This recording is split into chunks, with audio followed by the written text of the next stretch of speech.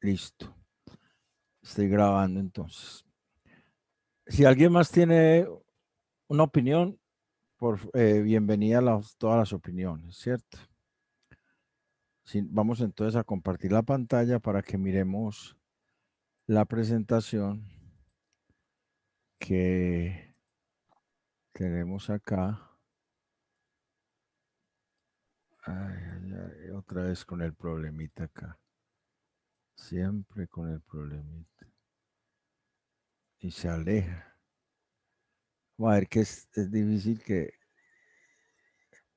¿Cómo lo hago para que no se me venga para acá? Bueno, vamos a esperar un momentico.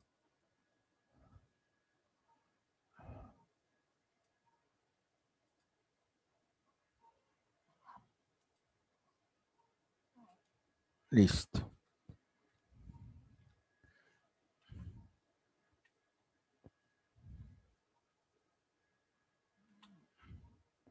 La gracia irresistible, ¿cierto?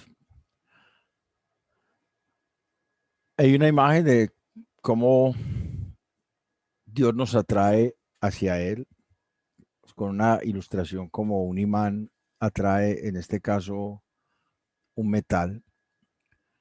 Pero realmente el asunto es que Dios, al escoger a su pueblo, la iglesia, de todas las razas, tribus, lenguas, de todas las poblaciones de todo el mundo, desde antes de la fundación del mundo, según su previo conocimiento, que él sabe quién es su iglesia. Él nos atrae a él y él nos lleva a él. En Juan 6:44 el Señor dijo: nadie puede venir a mí si el Padre que me envió no lo trajere. Y esa parte, ese verbo helco que aparece allí, perdón, significa arrastrar, también sacar, también atraer y también traer. Da la idea de que no es algo que se hace por voluntad propia, sino que Dios lo hace de una manera sobrenatural. Lo primero que hace, ya lo hemos visto, es la regeneración para poder escuchar su voz y producir fe en nosotros. Es la manera como Dios lo hace. Entonces, cuando Dios nos atrae a Él, el título Gracia Irresistible se cuestiona porque, de hecho, en la Biblia vemos muchos ejemplos de hombres de Dios que resistieron la gracia de Dios. Entonces, pero al final la gracia de Dios termina triunfando. O sea, sí se puede resistir, el hombre naturalmente la va a resistir. El llamado de Dios, por ejemplo, hombres de la Biblia muy fuertes, hombres de un ministerio muy grande como Moisés, por ejemplo, resistieron el llamado de Dios. Usted puede mirar que Moisés le dijo al Señor, allá en Éxodo, cuando el Señor lo llamó, Moisés le dijo que le sacó varias excusas, enseguida las vamos a mirar. Él dio varias excusas porque le parecía que no era capaz. Él en sus fuerzas miraba esa misión tan grande y se excusó, sacó varias excusas diferentes. Lo mismo pasó con Jeremías, lo mismo pasó con Jonás. En el Antiguo Testamento hay muchos hombres, la mayoría se nos dice que se resistieron al principio al llamado de Dios. Son escasos los que no lo hicieron. Y en el Nuevo Testamento también. Hablábamos la otra vez de que el ladrón en la cruz había sido escogido desde antes de la fundación del mundo para ser salvo. Pero en Mateo 27:44, y lo tienen en la pantalla, dice, lo mismo le injuriaban también los ladrones que estaban crucificados con él. Entonces, Mateo registra que los dos ladrones le injuriaban. Los dos ladrones se sumaron a lo que estaban diciendo los fariseos ahí que estaban al pie de la cruz y los soldados, las burlas. Si eres hijo de Dios, sálvate y sálvanos. Todo eso le injuriaban también. O sea, no serán atraídos hacia él. Sin embargo, en Lucas 23:42 se nos habla del ladrón que le dijo a Jesús, acuérdate de mí cuando vengas en tu reino. Eso es un ejemplo de la manera como todos los seres humanos, en su mayoría, diría que pues casi todos, reaccionamos ante el llamado de Dios. No creemos, nos parece una cosa rara, nos parece que eso es como locura al principio, pero la gracia sigue obrando de tal manera que después nos acercamos. Y es lo que pasó con esos dos momentos que se narran en los diferentes evangelios con referencia a este ladrón que le dijo al Señor, acuérdate de mí cuando vengas en tu reino, a pesar de que al principio también hizo parte de los que le injuriaban.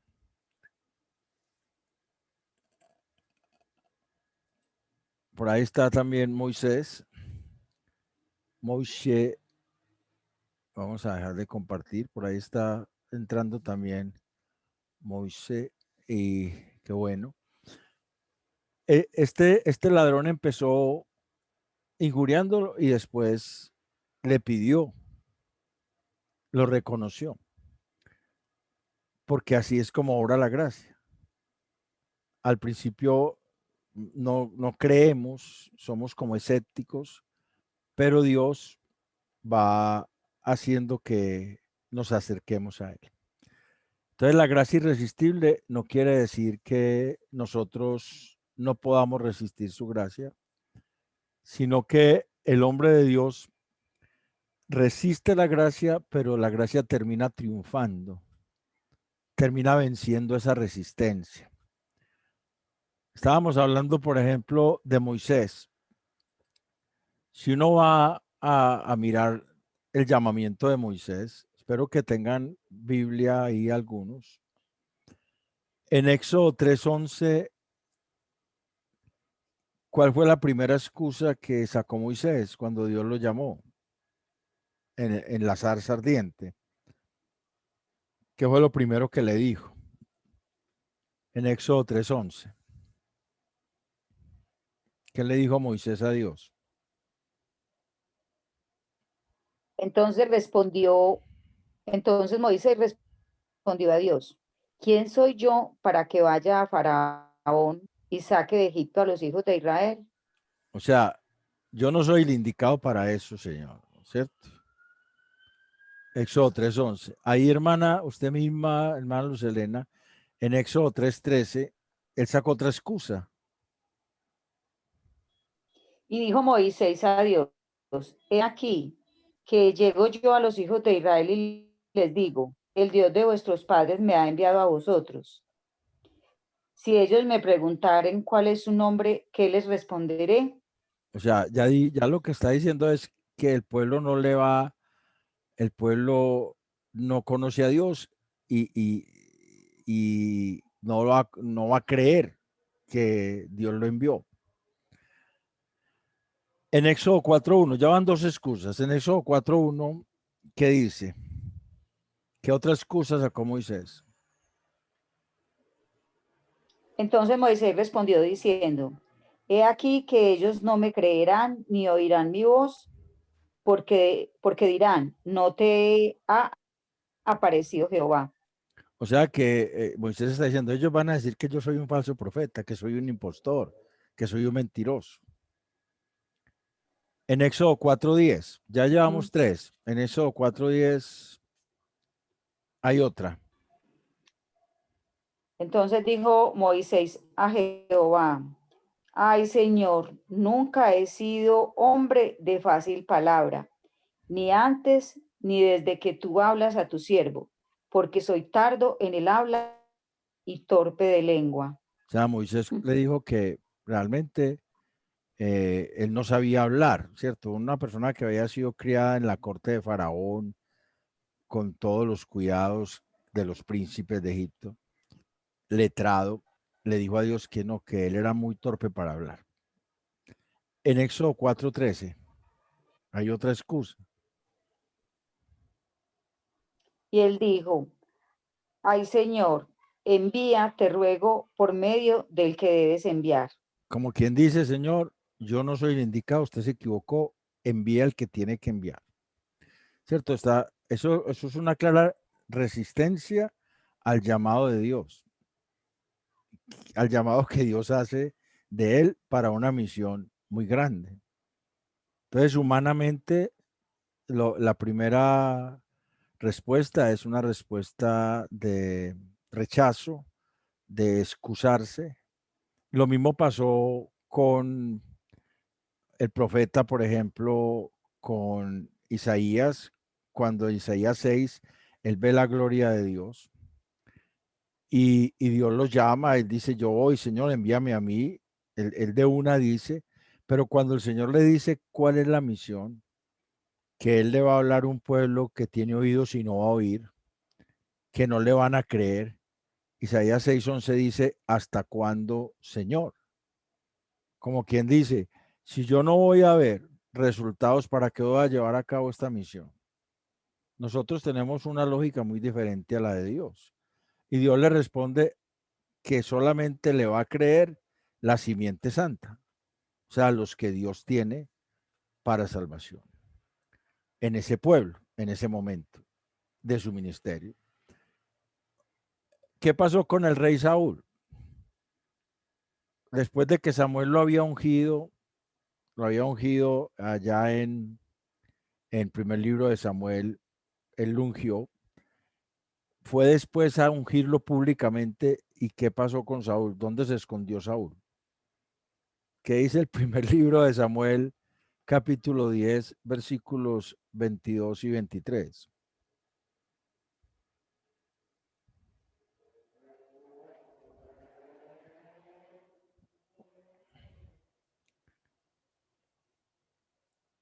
Voy a leerlo desde acá, del versículo 20. Y haciendo Samuel que se acercasen todas las tribus de Israel, fue tomada la tribu de Benjamín, e hizo llegar la tribu de Benjamín por sus familias, y fue tomada la familia de, de Matri, y de ella fue tomado Saúl, hijo de Cis, y le buscaron, pero no fue hallado. Preguntaron pues otra vez a Jehová si aún no había venido allí aquel varón, y respondió Jehová, he aquí que él está escondido entre el bagaje. O sea, Samuel también se escondió cuando Dios lo llamó públicamente por medio del profeta Samuel. Todo eso es indicativo de que la gracia de Dios, el hombre la resiste. Jeremías 1:6. Jeremías 1:6 también. Jeremías expresó que él era un niño y que realmente no podía, él no sabía hablar y era un niño. O sea que como que Dios se hubiera equivocado al escogerlo, ¿cierto? Jeremías 1:6 dice, y yo dije, ay, ay, ay, Señor Jehová, he aquí, no sé hablar porque soy niño. Parecía a dos excusas que sacó Moisés, que no sabía hablar y que no era el indicado. Entonces, la diferencia que hay entre el pueblo de Dios y el mundo es que la persona que no es escogida de Dios va a resistir la gracia siempre, siempre la va a resistir, pero el pueblo escogido, Dios va a hacer que esa resistencia mengue y entonces que ya no solamente no la resista, sino que no la quiera resistir, sino que antes quiera cada vez más estar sumergido en esa gracia. Esa es básicamente la doctrina de la gracia irresistible. Dios hace eso en su infinito poder y su infinito amor. Entonces, voy a pedirles que abramos en Hechos 7:51, porque ahí se nos narra lo que pasó con Esteban. Cuando Esteban, el diácono de Jerusalén, empezó a hablar de todo lo que Dios había hecho con el pueblo de Israel desde que lo había sacado de Egipto, y empezó a hablar de toda esa historia. Pero en Hechos 7:51, él dijo algo muy interesante. Si alguien lo encontró, por favor, me lee eso que dice ahí.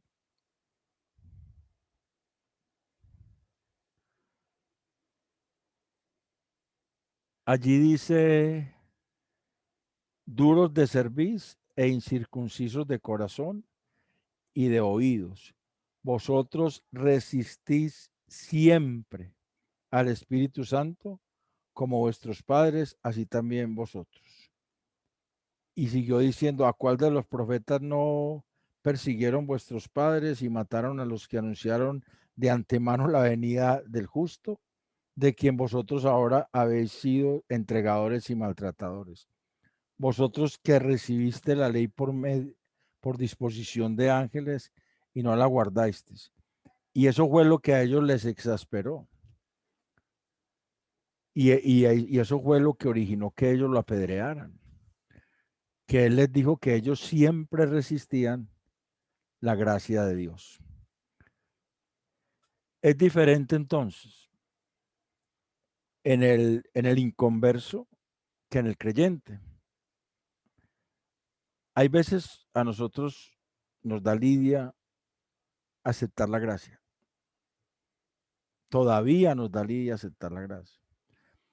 Una de las cosas que no favorece mucho que el creyente acepte la gracia es cuando el creyente se ha construido una, una ideología de cómo debe ser, de qué tiene que hacer. Y esos parámetros que él construyó los, los quiere seguir aunque estén no confirmados por la escritura. Entonces se aferra a esos parámetros que él tiene, pero no deja que Dios obre. Y esa resistencia es, si es escogida esa persona, pues Dios la va a ir menguando, la va a ir mermando, y esa persona aceptará esa gracia de Dios, la voluntad de Dios, y llegará a ser esa voluntad de Dios buena, agradable y perfecta para esa persona. Se llegará a deleitar en la voluntad de Dios, que ese realmente es el propósito de la gracia, que la iglesia se deleite en Dios, no en los parámetros que cada uno se hace, que eso es algo que hay que tener muy claro. La interpretación de la escritura no es algo que se pueda hacer privadamente, o sea, yo la interpreto como yo quiera. No, la escritura no es de interpretación privada.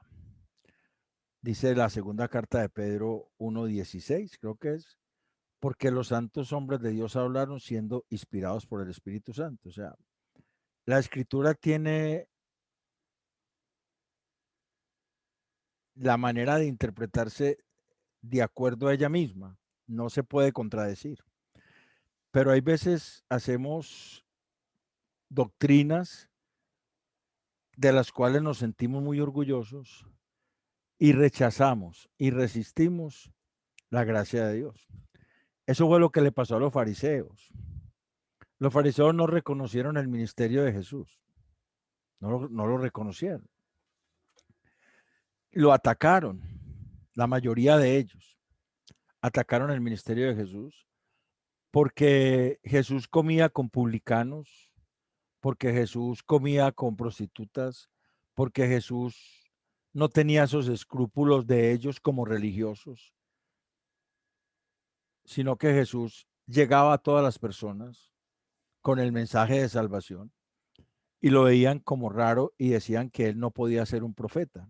¿Se acuerda de una parte que hay en el Evangelio de Marcos cuando el fariseo Simón lo invitó a comer en la casa a Jesús? Y Jesús entró y se entró una mujer con un perfume y se lo regó en los pies y le enjuagaba los pies con el cabello y lloraba y le besaba los pies. Y ese fariseo decía, si este es un profeta, se hubiera dado cuenta qué clase de mujer es esta.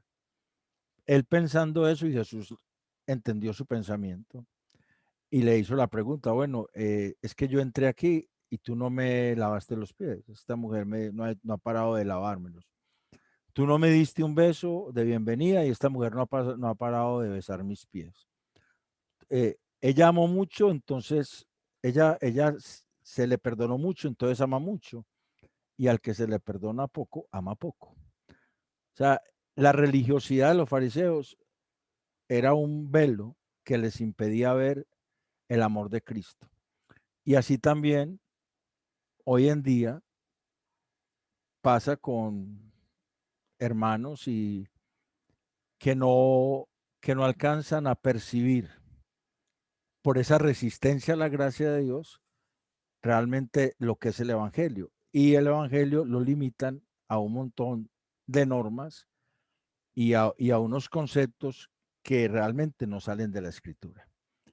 Y sus vidas giran en torno a esos conceptos. Entonces,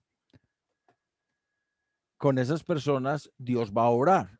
Si son escogidos de Dios, Dios va a orar y Dios los va a convencer para que conozcan verdaderamente la gracia de Dios y puedan disfrutar el Evangelio, porque es que el Evangelio no es una carga pesada como la ley. El Evangelio es para disfrute de los hijos de Dios. ¿Qué mayor disfrute puede tener un ser humano al saber que Dios es su Padre y que Dios lo está cuidando y lo está guardando y le está proveyendo y que Dios siempre está pendiente de él y saber que Dios va haciendo en él lo que él no es capaz de hacer? Eso es la gracia, que llega un momento en que ya se vuelve una gracia que el hombre no quiere resistir, que el hombre se aferra a ella porque aprende que sin esa gracia de Dios está muerto,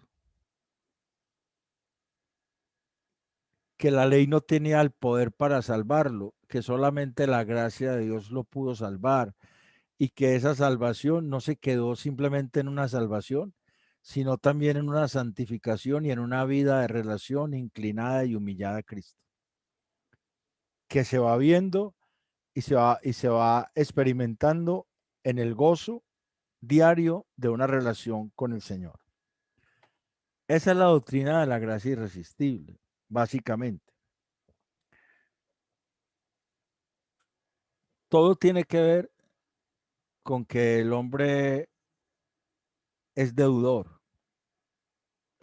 a Cristo, no es deudor a la ley, es deudor al Espíritu. Cuando Pablo en la segunda carta a los Corintios, la primera carta a los Corintios, segunda carta a los Corintios 5, segunda carta a los Corintios 3, creo que es. Voy a mirar bien el texto. La segunda carta a los Corintios 3, o la primera carta a los Corintios 3, vamos a ver. La segunda, todo el capítulo 3, Pablo está hablando de la diferencia entre el pacto de la ley y el pacto del Espíritu. Todo eso es el capítulo 3 de la segunda carta a los Corintios. Y ahí es donde dice que la letra mata y el Espíritu vivifica. Cuando dice que la letra mata es la ley que fue dada como ordenanzas para que el hombre la siguiera. Uno puede leer todo ese capítulo 3 y se da cuenta que cuando él habla es de la ley que mata, pero el espíritu da vida. Y en el versículo 17 dice, porque el Señor es el espíritu y donde está el espíritu de Dios, allí hay libertad. El Señor no es la ley, el Señor es el espíritu. El Señor no trajo el pacto de la ley, el Señor trajo el pacto del espíritu, que es la gracia. Y en ese pacto hay libertad, porque es la obra de Dios, no es la obra de la ley, porque la ley de Dios no tiene poder contra el pecado. Según Romanos 8:2, la ley de Dios no tiene poder contra el pecado, pero la gracia sí. Entonces, cuando nosotros tenemos un sistema doctrinal basado en nuestro propio esfuerzo, resistimos la gracia. Y por eso es que Pablo le dijo a los Gálatas que ellos eran insensatos. En Gálatas 3, él les dice, Gálatas insensatos, habiendo comenzado por el Espíritu, vais a acabar por la carne. ¿Recibiste el Espíritu por el oír con fe o por las obras de la ley? Habiendo empezado por la gracia, habiendo aceptado la gracia, ahora se van a volver a la ley porque los judaizantes les están hablando de la ley. Entonces, ese es el asunto. La gracia da libertad, la ley esclaviza. Y la gracia se convierte en el cumplimiento de la ley. Romanos 8, voy a leer Romanos 8 para que lo podamos entender. Lo voy a leer despacio, Romanos 8 del 1 al 4. Lo voy a leer despacio. Ahora pues, ninguna condenación hay para los que están en Cristo Jesús, los que no andan conforme a la carne, sino conforme al Espíritu. ¿Sí? Porque la ley del Espíritu de vida en Cristo Jesús, la ley del Espíritu de vida, Espíritu con E mayúscula, en Cristo Jesús, o sea, la gracia de Cristo, me ha librado de la ley del pecado y de la muerte. O sea, de la ley que lo mataba por el pecado, que le dio poder al pecado para matarlo, según Romanos 7, del 7 al 20. Uno lee ahí, Pablo está diciendo que el pecado lo mató, porque el pecado, tomando ocasión por el mandamiento, lo mató y ya lo dejó sin posibilidades de libertad. Pero aquí en Romanos 8 está hablando de la gracia, porque la ley del Espíritu de vida en Cristo Jesús me ha librado de la ley del pecado y de la muerte. Y el versículo 3 dice, porque lo que era imposible para la ley, por cuanto era débil por la carne, o sea que la ley no tenía poder contra los apetitos de la carne, era débil por la carne, Dios enviando a su Hijo en semejanza de carne de pecado y a causa del pecado condenó al pecado en la carne. O sea, la victoria de Cristo ganó una victoria para nosotros y el versículo 4 dice, para que la justicia de la ley, ojo, ese es la consecuencia, ese es el efecto, el propósito, para que la justicia de la ley se cumpliese en nosotros, que no andamos conforme a la carne, sino conforme al Espíritu.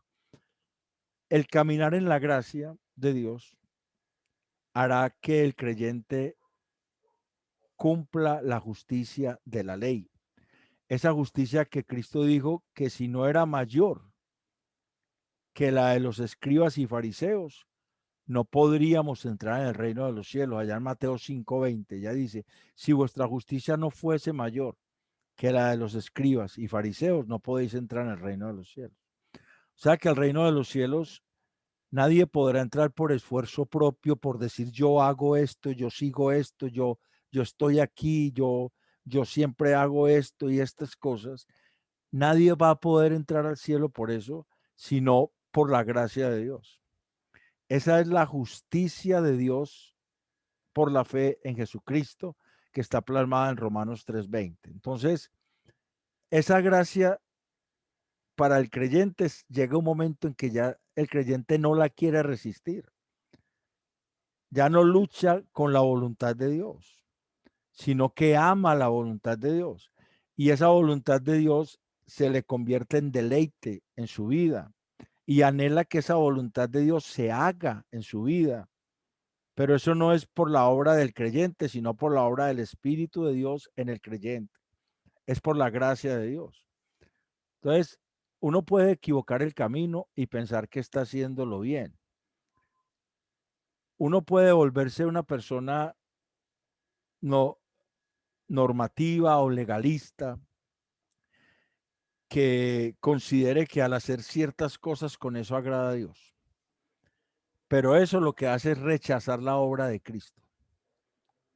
Porque la única obra que agrada a Dios es la obra de Cristo en el corazón del hombre.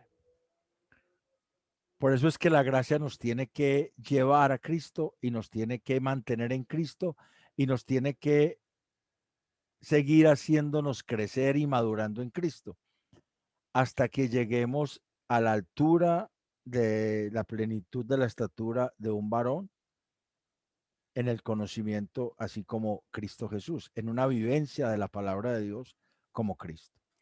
No en el sentido absoluto, porque el viejo hombre todavía está ahí y la carne todavía juega contra nosotros.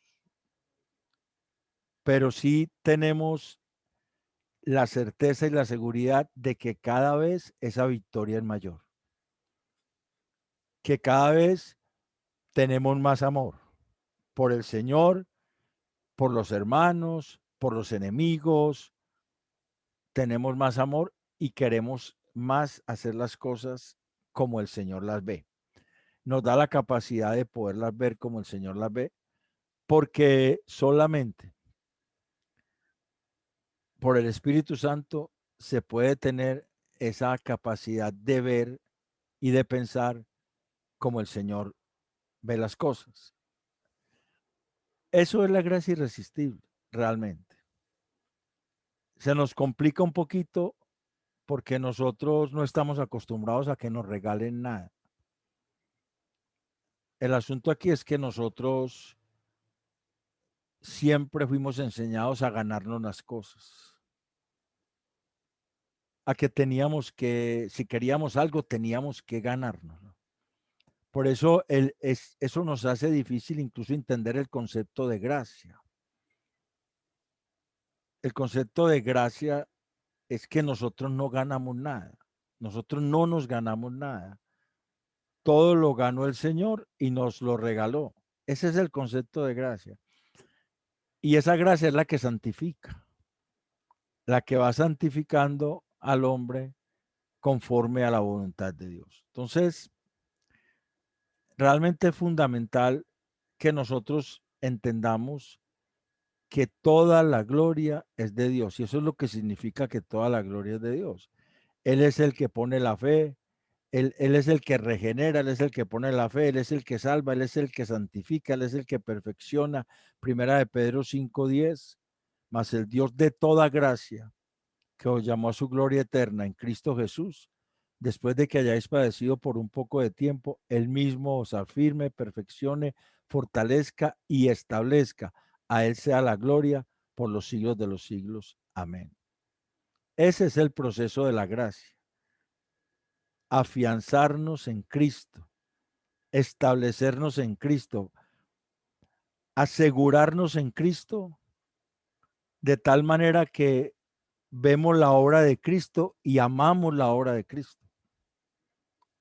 Y no nos jactamos y no estamos condenando a nadie, estamos orando por las personas, estamos tratando de ayudar a las personas en lo que podamos, porque entendemos que Dios nos amó a nosotros cuando nosotros no merecíamos su amor, cuando nosotros éramos pecadores, nos amó simplemente por gracia,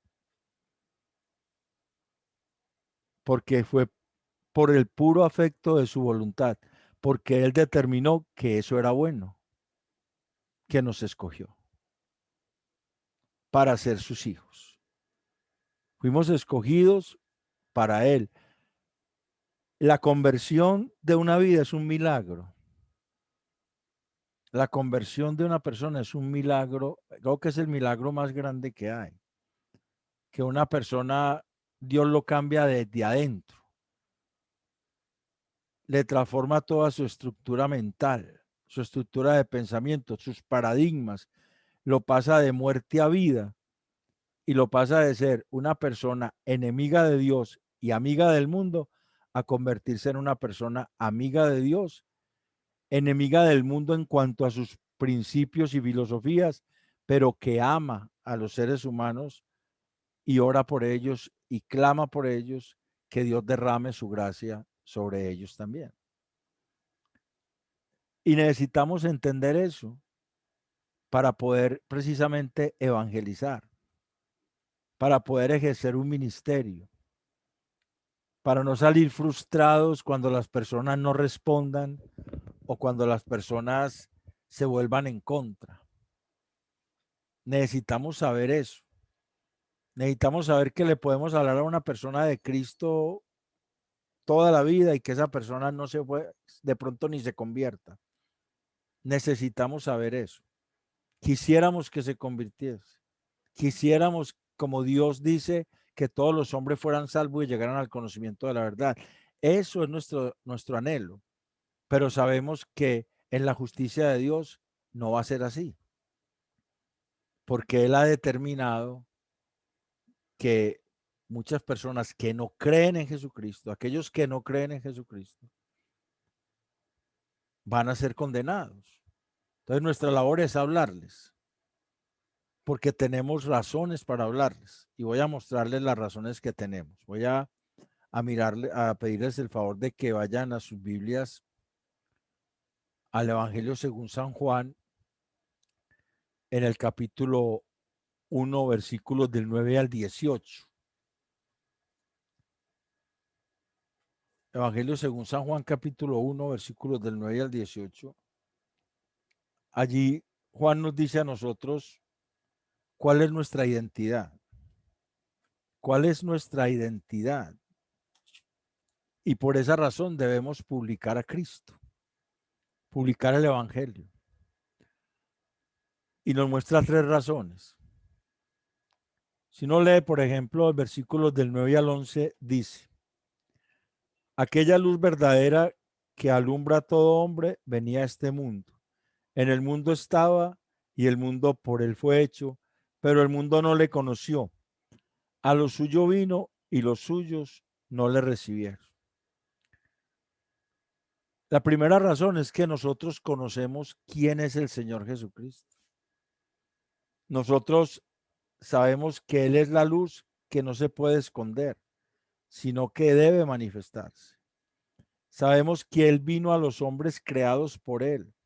Sabemos que muchos no le reconocieron en su identidad y por eso no se acercaron para escucharle. Tenemos que saber eso. Unos van a creer, otros no van a creer. Pero estamos llamados a publicar el Evangelio porque nosotros estamos llamados a publicar el Evangelio porque nosotros sabemos quién es el Señor. Nosotros le conocemos.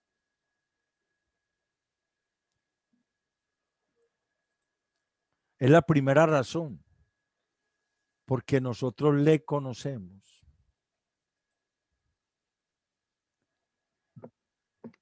Por ahí llegó don Juan. Don Juan, Dios le bendiga. ¿Cómo está? Muy bien, muchas gracias. Me alegra verlo. Me alegra verlo nuevamente. Bienvenido, bienvenido, lo extrañamos.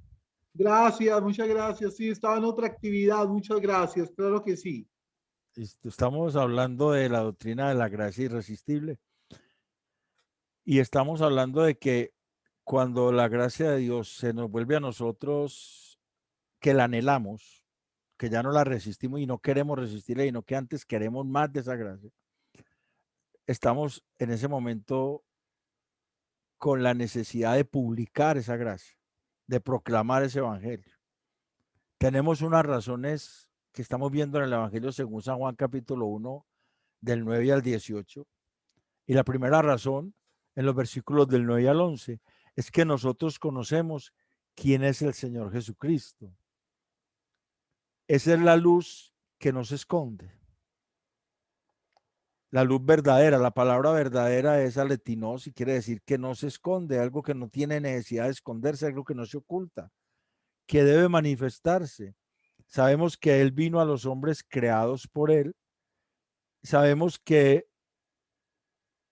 a los que Él vino, la mayoría no reconoció su identidad y por eso no se acercaron para escucharle. Tenemos otra razón, los versículos 12 y 13 de Juan 1. ¿Quién me quiere leer esos dos versículos?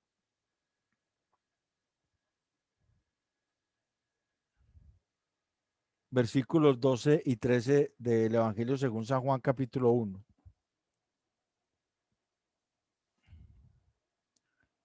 Bueno, lo voy a leer. Listo. Lo leo. Sí, hágale. Claro. Bueno, 12. Mas a todos los que le recibieron, a los que creen en su nombre, les dio potestad de ser hechos hijos de Dios, los cuales no son engendrados de sangre, ni de voluntad de carne, ni de voluntad de varón, sino de Dios. Hasta el ¿Y 12, a listo. qué? Hasta ahí. 12 y 13, ¿listo? 12 y Eso. 13, 12 y 13, Ujú. 12 y 13. Es la segunda razón. Fuimos acercados a Él para tomar su mensaje. Dice la Escritura en el versículo 11, en el versículo 12, más a todos los que le recibieron. Ujú. O sea, Él nos acercó, nosotros tomamos su mensaje porque creímos en su identidad. Más adelante en el mismo Evangelio según San Juan, Él habla en Juan 17:8 cuando hace la oración al Padre, Él dice, estos han creído que tú me enviaste, ¿cierto? Nosotros conocemos su identidad y por eso tenemos la competencia de ser hijos de Dios. Se nos dio el derecho de ser hijos de Dios. Y fuimos regenerados por determinación de Dios. O sea, fuimos nacidos, no de voluntad de carne ni de sangre, ni de varón, sino de voluntad de Dios. O sea que ahí llevamos dos razones para publicar el Evangelio. La primera, conocemos quién es el Señor. La segunda, Él nos acercó y nos dio su mensaje. Y la tercera, que Él nos acercó para vivir y anunciar su mensaje. Versículos del 14 al 18. Dice la Escritura en el versículo 14. Y aquel verbo fue hecho carne y habitó entre nosotros. O sea, él vino a vivir entre los hombres. Y vimos su gloria, gloria como del unigénito del Padre, lleno de gracia y de verdad. Juan dio testimonio de él y clamó diciendo, este es de quien yo decía, el que viene después de mí es antes de mí, porque era primero que yo. Porque de su plenitud tomamos todos y gracia sobre gracia. Pues la ley por medio de Moisés fue dada, pero la gracia y la verdad vinieron por medio de Jesucristo. A Dios nadie le vio jamás, el unigénito Hijo, que está en el seno del Padre, Él le ha dado a conocer. La tercera razón es que nosotros fuimos acercados a Él para vivir y anunciar su mensaje. Su mensaje es el Evangelio de la gracia. Es el mensaje de Dios hecho carne, la encarnación de Dios. Dios se humanó y armó su tabernáculo y vimos su gloria. Cuando dice que Él habitó entre los hombres, esa palabra es una palabra que en el griego es la palabra skeno y significa armar un tabernáculo que da sombra. Que da sombra. Él vino a darnos su sombra y a mostrarnos la verdadera gloria de Dios. Nosotros fuimos acercados a Él. Tenemos el privilegio de conocerlo y de saber su mensaje y de vivirlo, porque dice también que de su gracia tomamos todos, de su plenitud tomamos todos y gracia sobre gracia. Esa es la fuente de gracia continua que nos capacita para poder vivir el mensaje del Evangelio y poderlo anunciar. Tenemos entonces tres razones para publicar el evangelio, para no esconderlo. Pero esas razones las tenemos porque su gracia ha sido irresistible para nosotros, porque su gracia nos envolvió, porque su gracia nos atrajo y nos sigue atrayendo, porque es una acción continua y constante del Espíritu Santo en la vida del creyente. Eso es realmente la gracia irresistible. No hay otro evangelio. No hay otro evangelio. Es el evangelio de la gracia de Dios. No hay otro evangelio. Está la ley, pero la ley no tiene el poder que tiene el evangelio. El poder para dar vida. La ley tiene poder para matar al hombre porque le dio autoridad al pecado para que matara al hombre. Ese es el poder que la ley tiene. El poder del pecado es la ley. Dice 1 Corintios 15:56. Y Romanos 7, del 7 al 20, Pablo varias veces dice que el mandamiento le dio poder al pecado para matarlo. No que el mandamiento sea malo, sino para mostrarse el mandamiento justo y bueno. Tuvo el poder por el pecado de matar al hombre porque el hombre no era capaz de cumplir el mandamiento. Entonces, la gracia de Dios se constituye en el cumplimiento de la ley porque capacita al hombre para vivir en la voluntad de Dios. Por la obra de Cristo, por la obra del Espíritu Santo, no por la obra humana, no por el crearse parámetros humanos en los cuales nos fijamos, y cuando digo fijamos es que nos anclamos, de ahí no nos queremos mover, nos ponemos como fijos y pensamos que esa es la vida. Pero la Escritura nos muestra que la vida es Cristo y que en Cristo hay libertad, libertad para adorar a Dios. Cuando esa gracia empieza a atraernos, empieza a llevarnos cada vez más a Cristo, que como dijo el profeta Jeremías, me sedujiste, fuiste más fuerte que yo. Esa gracia nos seduce, nos envuelve y nos capacita para seguir adelante en el camino de la santificación, porque esa gracia también santifica.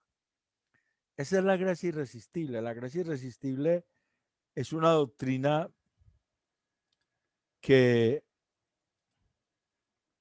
vamos a seguir compartiendo acá, por ejemplo. Usted no me quiere dejar pasar, ¿por qué? Iván, perdón, me quedé en las tres razones. La primera, entonces, fuimos nacidos de voluntad de Dios. La segunda, perdón. La primera razón está en el versículo del 9 al 11. Versículo 9 al 11. Nosotros conocemos quién es el Señor. Nosotros le conocemos, que Él es la luz verdadera, que no se esconde, que ha de manifestarse, que vino a los hombres creados por Él. Conocemos esa identidad del Señor.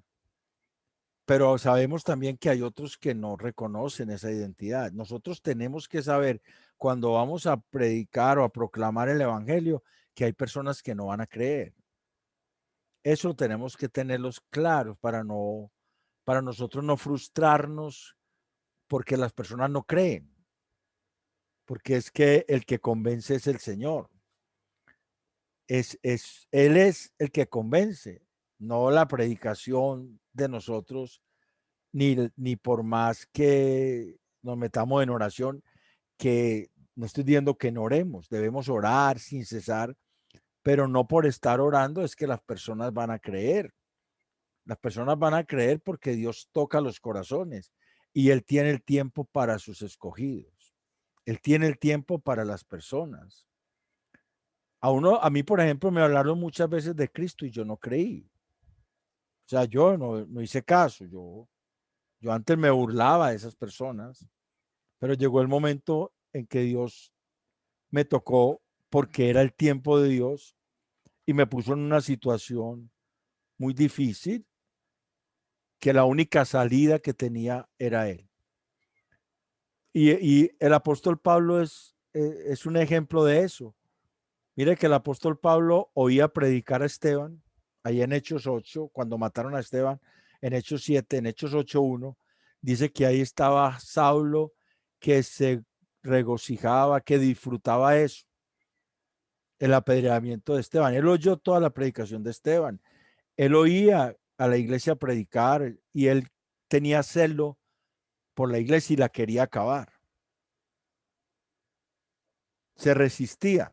Entonces, al principio resiste la gracia, pero cuando el Señor lo encontró, lo tumbó de la cabalgadura y lo dejó ciego, toda esa energía que tenía para resistir y atacar a la iglesia, ya la usó para predicar. Se convirtió de perseguidor a proclamador. Lo convirtió Dios. ¿Por qué? Porque entendió quién era el Señor. Esa es la primera razón. Si nosotros no entendemos quién es el Señor, ni vamos a llevar el evangelio, porque llevamos un evangelio diferente. Nosotros tenemos que entender quién es el Señor. La segunda razón es que Dios nos acercó a él para que tomáramos su mensaje, para que le echáramos mano a su evangelio. Creímos en su identidad y tenemos el derecho de ser hijos de Dios y fuimos regenerados por determinación de Dios. O sea que fuimos acercados para tomar su mensaje y eso hizo que Dios nos regenerase, nos hiciera nacer de nuevo. Y la tercera razón es que nosotros fuimos acercados a Él para vivir y anunciar su mensaje. O sea, es necesario vivir el mensaje del evangelio para poderlo anunciar. Él es el mensaje de Dios hecho carne, Él es el logos y el verbo se hizo carne. Ese logos significa el discurso sistemático de Dios o el evangelio, el mensaje de Dios hecho carne. Y Él armó su tabernáculo entre los hombres para que los hombres pudieran descansar en su sombra. Esa es la palabra esquenó, que dice habitó entre los hombres.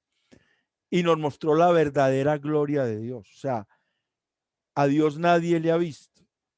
El unigénito Hijo que está en el seno del Padre, Él le ha dado a conocer. Él nos mostró la gloria de Dios y Él es la fuente eterna de gracia divina, porque el versículo 17 de Juan 1 dice, y de su plenitud tomamos todos y gracia sobre gracia. Nosotros tomamos de esa gracia todos los días. Nosotros tenemos que ir a Él, que es la vid verdadera. En Juan 15 él utiliza esa metáfora. Yo soy la vid verdadera y vosotros sois los pámpanos. Mi padre es el labrador. Los pámpanos o las ramas se alimentan pegadas de la vid. Por eso después dice en Juan 15, apartados de mí o separados de mí nada podéis hacer, porque un pámpano que se quita del tronco de la vid se quema, se seca y es quemado y echado al fuego. Entonces nosotros tenemos que mantener una relación con el Señor de buscarle, de humillarnos, de postrarnos, de tomar de Él, de estar estudiando su palabra, de estar clamándole a Él, de estar viviendo en Él. Pero eso no lo puede hacer el hombre sino por la gracia de Dios. No lo puede hacer por la ley. Ese deleite por las cosas de Dios es una obra del Espíritu Santo. Realmente la gracia de Dios implica que el Espíritu de Dios cada día fortalece al ser humano. Cada día nos llena para que nosotros podamos vivir para Él. Ese es el asunto. Estoy tratando de compartir la pantalla. Hablábamos de hombres que resistieron la gracia de Dios, como por ejemplo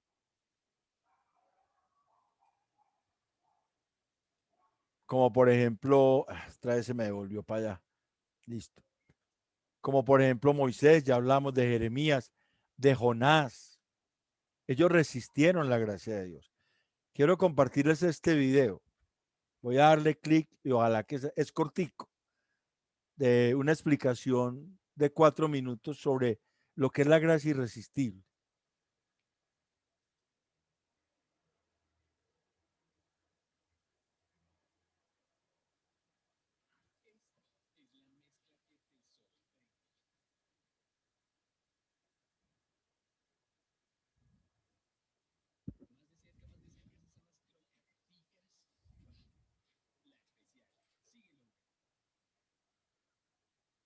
No falta el anuncio. Tenía que venir a... ¿Sí lo están viendo? No, una pantalla en No, gris. señor, ni vemos ni escuchamos. Pero porque estoy No se ve. compartiendo. No se ve, esperen un momentico, entonces yo dejo de compartir. Voy acá a ver si lo... Lo que pasa es que hay veces de primer... no se puede... No, aceptar, listo. Voy a mirar acá, a ver si ya el video está por acá en Hay que algún pagar lado. los derechos, hay que pagar los No, derechos. no, no, no, sino que, espere, yo lo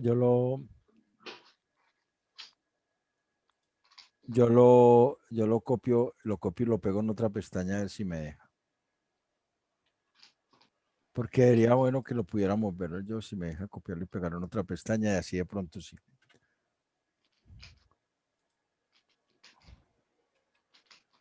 Acá lo voy a poner. Después de que empiece a sonar, yo tengo que volverlo a compartir con ustedes porque ya queda en la pantalla. ¿Lo están viendo? ¿Lo están oyendo? No, No, un listo. poquito.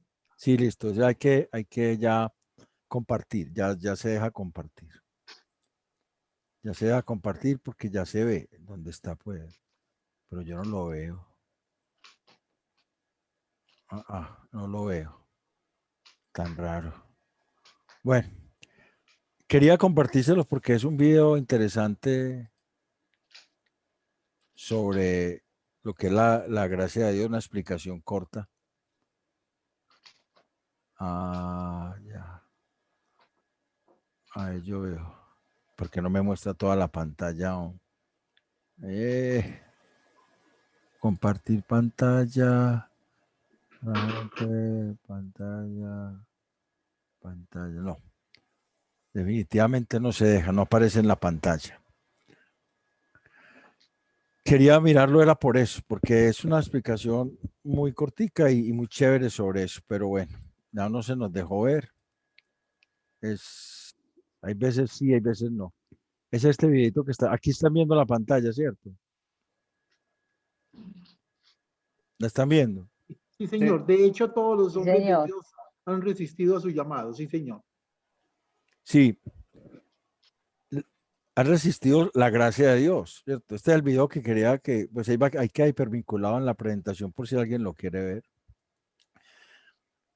Por ejemplo, el joven Timoteo, al ver a su tortor preso, ¿usted cree que porque Pablo le escribió en la segunda carta a Timoteo 1:7, porque no nos ha dado Dios espíritu de cobardía, sino de poder, de amor y de dominio propio? Estaba cobarde.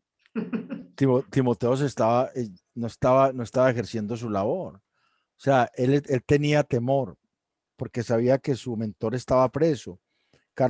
Pablo escribe la segunda carta a Timoteo, es en la prisión ya antes de morir, es la última carta que escribe. Y él ahí en la carta es donde dice que él ha peleado la buena batalla, ha guardado la fe, que ya la corona de justicia él está guardada para él y a todos los que aman la venida. O sea, él sabe que va a morir, pero desde allá le dice a Timoteo, mire Timoteo, no es hora de dejar de predicar, cumpla su ministerio, predique, porque Dios no nos ha dado un espíritu de cobardía, sino de poder, de amor y de dominio propio. La intensidad de una prueba, la intensidad de una persecución puede llevar a un hombre de Dios a dejar de lado su ministerio.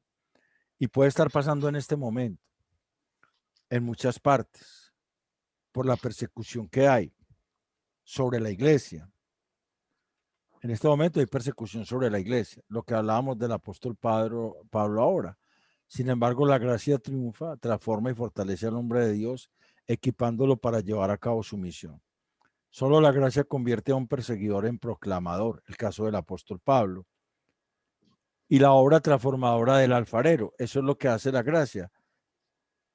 La obra transformadora del alfarero que va construyendo una vasija que la va haciendo cada vez más especial para él y lo va transformando. Eso es lo que hace la gracia de Dios. Y esa gracia, aunque empezamos resistiéndola, terminamos anhelándola.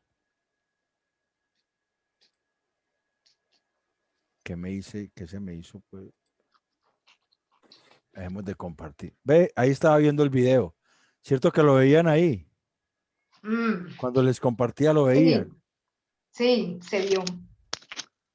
Sí, porque yo lo vi que es, ahí lo están viendo. No. No lo están No, viendo. señor. Ya no, ahorita sí Debe se vio un ser acá. pedacito. Debe ser acá. No lo están viendo ahí. No. Tan raro. Ahí lo están viendo. No, nada. No se ve, no se ve. Es que no sé por qué. Ay, no me. iPad. Hermano, le hago una pregunta. Cuéntame. Si algunos creyentes, pues decía usted ahora, algunos resisten la gracia de Dios, podríamos decir que hay creyentes que no son escogidos. No. No. O sea, lo que pasa es que acuérdese que hay varias cosas, hermana, que podríamos decir.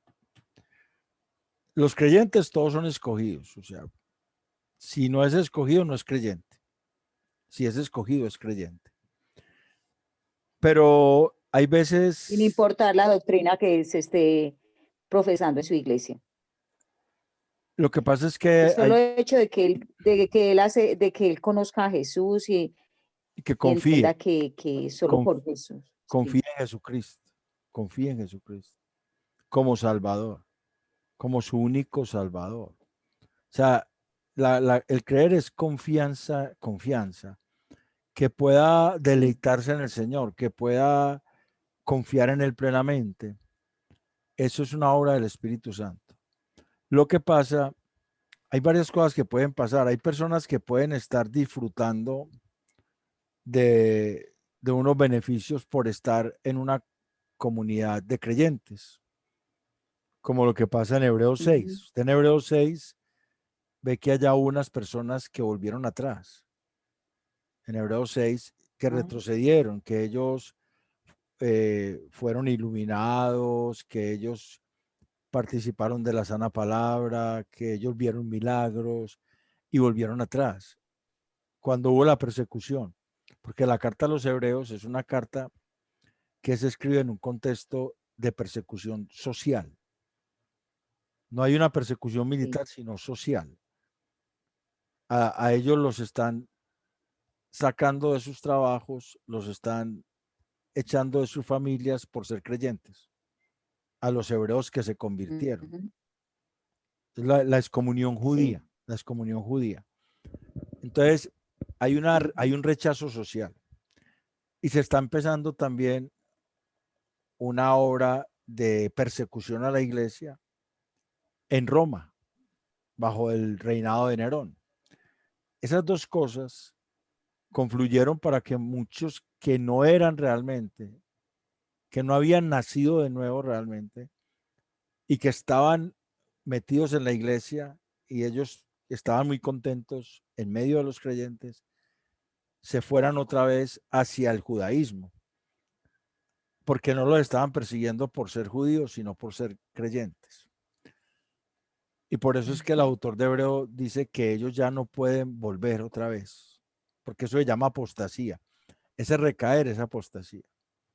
Hay personas que nos pueden parecer a nosotros que son creyentes, pero Dios no los ha resucitado en el sentido de nacer de nuevo, sino que ellos están camuflados, parecen creyentes, tienen apariencia de piedad, pero realmente no son nacidos de Dios. Y son personas que cuando menos piensan se van del mundo, se van para el mundo y no vuelven del mundo. Disculpa, eso podría ser como las personas tibias, ¿verdad? Lo que pasa es que el Apocalipsis 3, ¿cierto? Que es cuando habla de tibieza. Bueno, si quiera preguntaste eso, Moise, porque me deja aclarar que pues no es del tema de la gracia irresistible, pero sí nos puede aclarar conceptos. El mensaje a la iglesia de la Odisea, sí.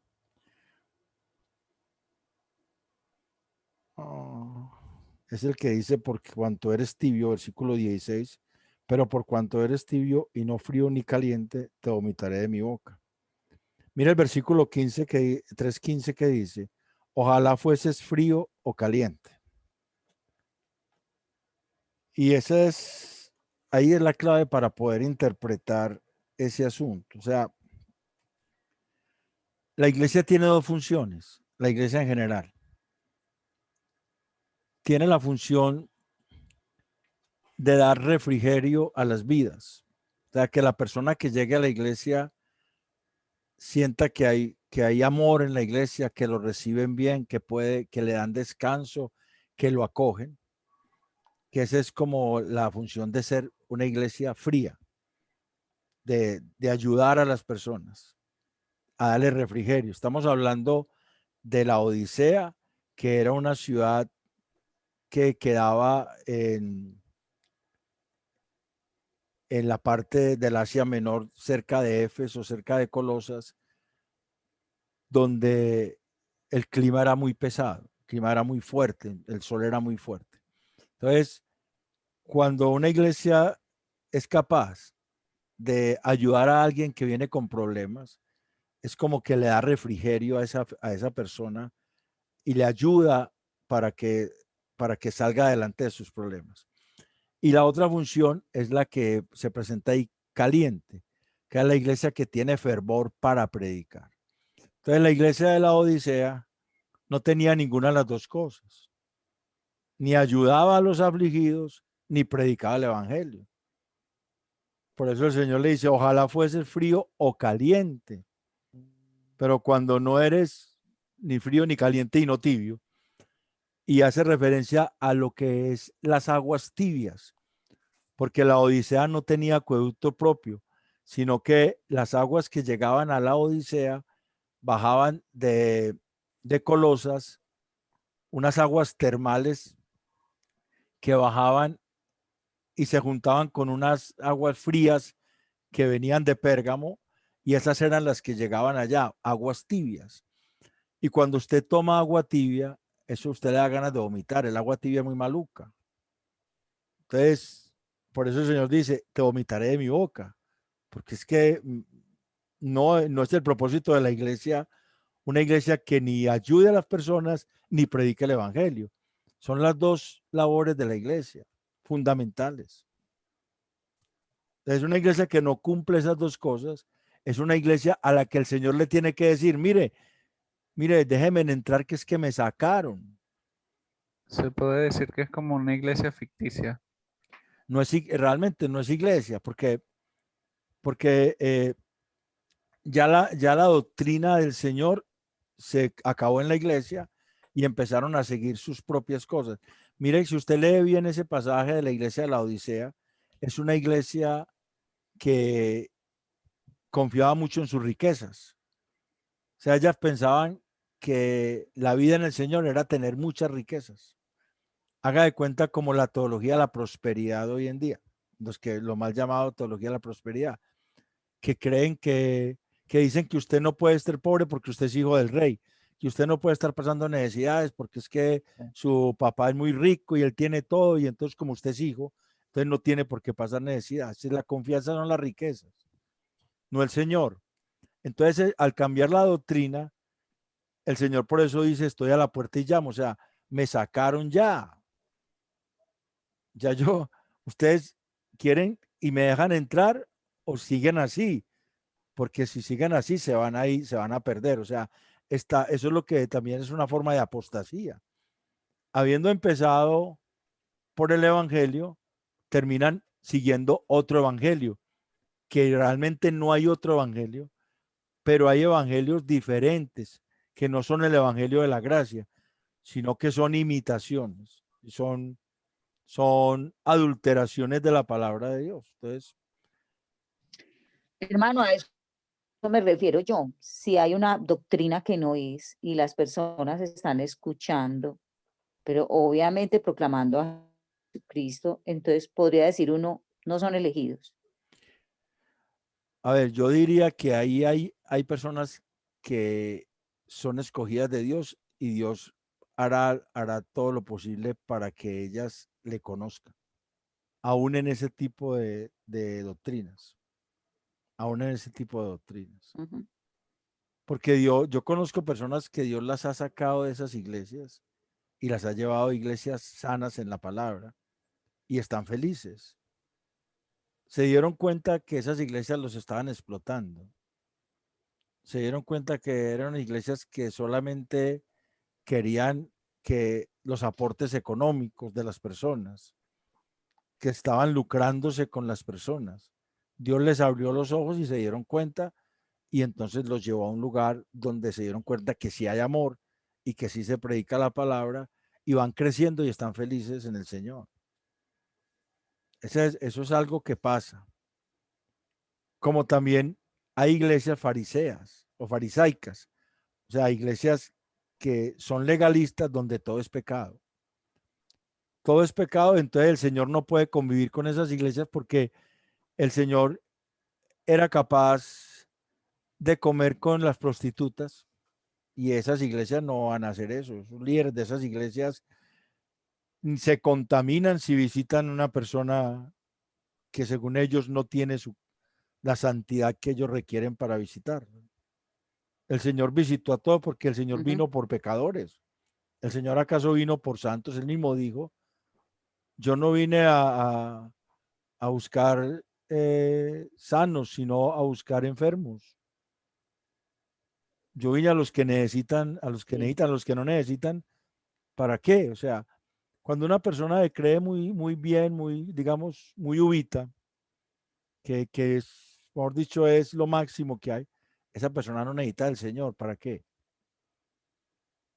Si la primera condición es reconocer la necesidad del Señor. Bienaventurados los pobres en espíritu.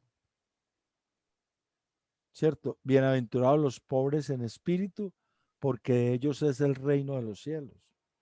Los que tienen una necesidad espiritual, los que tienen necesidad del Señor, los que reconocen que le necesitan. Y esos son los que han sido influenciados por la gracia, porque si no, no van a reconocer que le necesitan. Si no, van a pensar que el Señor es un impostor y ya, como hicieron los judíos en su época.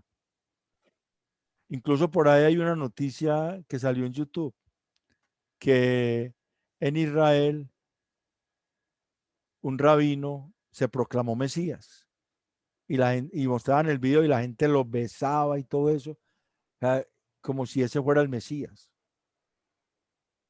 Ellos son ciegos, ¿cierto? Si uno va a seguir una doctrina diferente a la doctrina que la Biblia está planteada, es por conveniencia o porque así lo enseñaron, y en algún momento el Señor interviene y cambia eso. Y si lo deja ahí y no interviene, es porque no es de sus ovejas. Porque el Señor dijo que cuando había 100 ovejas, usted tenía 100 ovejas y una se extraviaba, ¿qué hacía él como pastor? ¿O qué hace él como pastor? Va a buscar a esa que se extravió y hasta que no la trae no queda contento. Y esa es la gracia de Dios. Esa es la gracia de Dios. Realmente.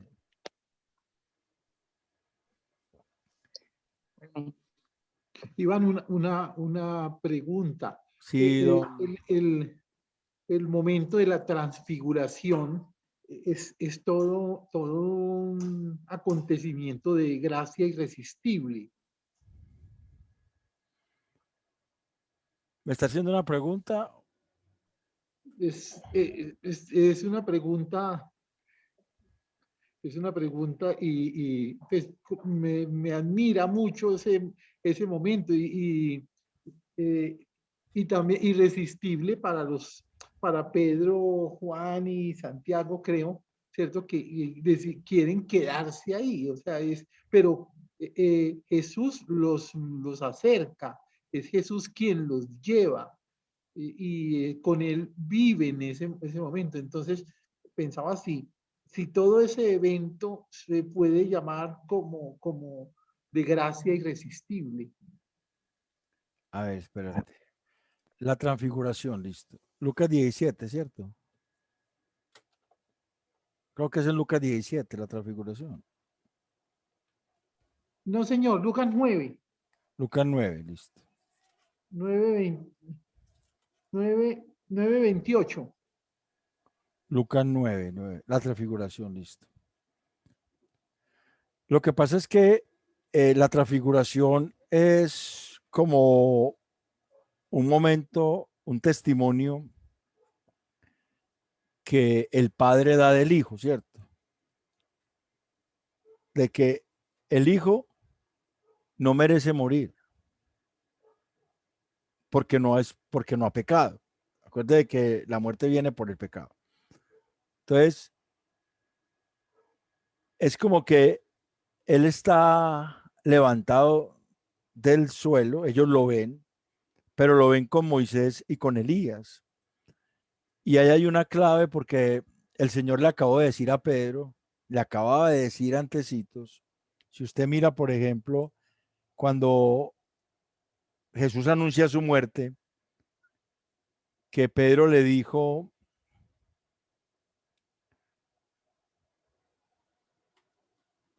Jesús anuncia su muerte, él le acaba de decir, es aquí. Y decía a todos, si alguno quiere venir, pues listo. En el pasaje paralelo de Mateo 7, ¿cierto? Mateo 7 es el pasaje paralelo cuando Jesús anuncia su muerte en Mateo 16, perdón. Mateo 16, yo es que no veo bien acá. Espérate, don Juan, yo busco. Sí, Mateo 16, 24, 27. En Mateo 16, exacto. Ese está ahí antecito de transfiguración, porque la transfiguración está en Mateo 17, ¿cierto? Pero le decía yo, sí, pero le hablaba yo de Lucas 17. Entonces, en Mateo 16, antes de la transfiguración, Pedro le dijo a Jesús, cuando Jesús anunció su muerte, Pedro le dijo que no fuera a hacer eso, que recapacitara. O sea, Pedro lo increpó, le dijo, ¿cómo le ocurre? Cuando Jesús anuncia su muerte. En el versículo 22 de Mateo 16, Pedro le dice, entonces Pedro tomando la parte comenzó a reconvenirle diciéndole, Señor, ten compasión de ti, en ninguna manera esto te acontezca. Pero él volviendo dijo a Pedro, quítate delante de mí, Satanás, me eres tropiezo, porque no pones la mira en las cosas de Dios, sino en las de los hombres. Y es interesante que en la transfiguración se aparezcan Moisés y Elías, quienes tuvieron un ministerio donde los hombres se interpusieron a su ministerio.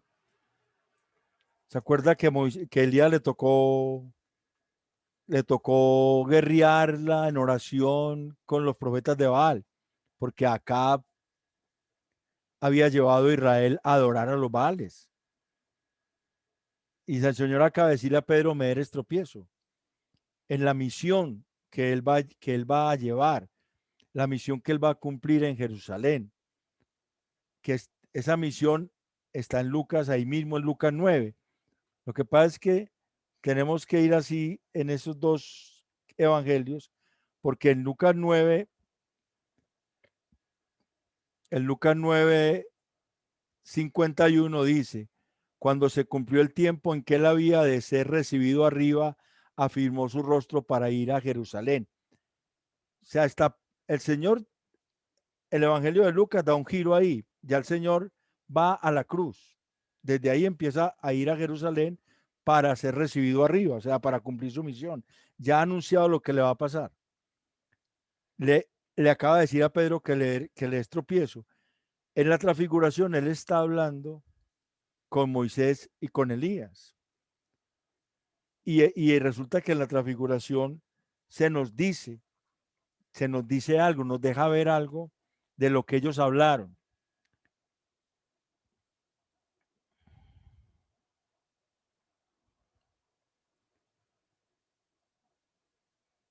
En Mateo 17:3 dice, y aquí le aparecieron Moisés y Elías hablando con él, ¿cierto? En Mateo 17. Listo. Vamos a Lucas 9, a ver qué nos dice Lucas.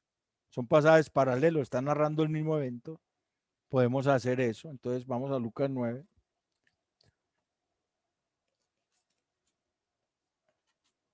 Y en Lucas 9, la transfiguración.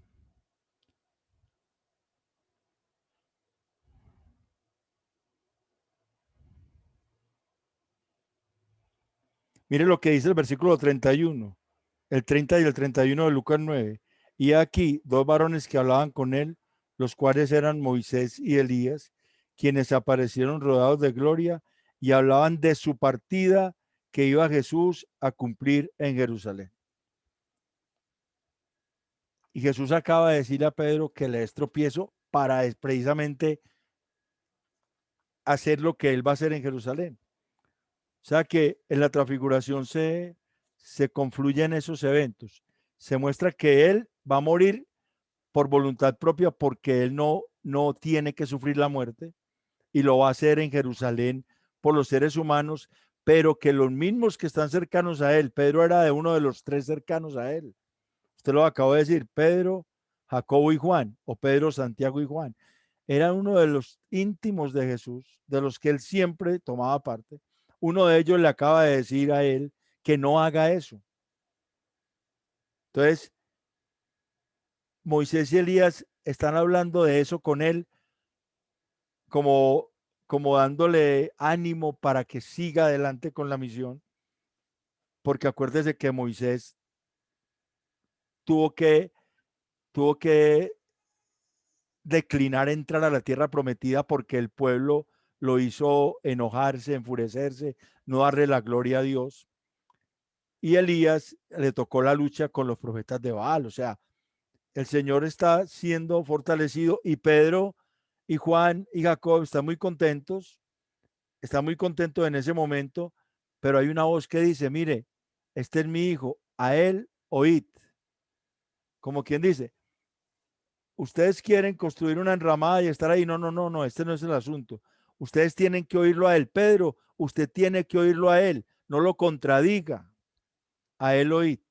Porque Pedro lo acaba de contradecir y es de los cercanos.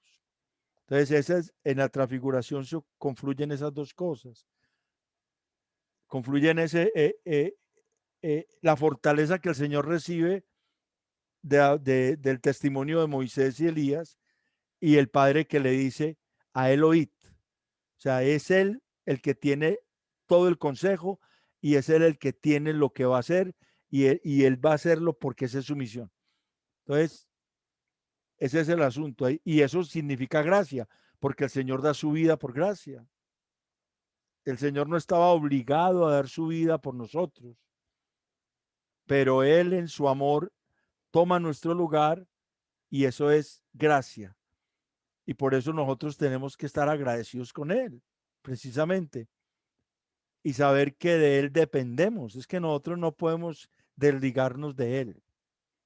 Nosotros no podemos salirnos del Señor. De Él dependemos. Entonces, voy a dejar de grabar. Ya no sé, ya no me deja parar la grabación. A ver, yo veo. Pausa, detener la grabación.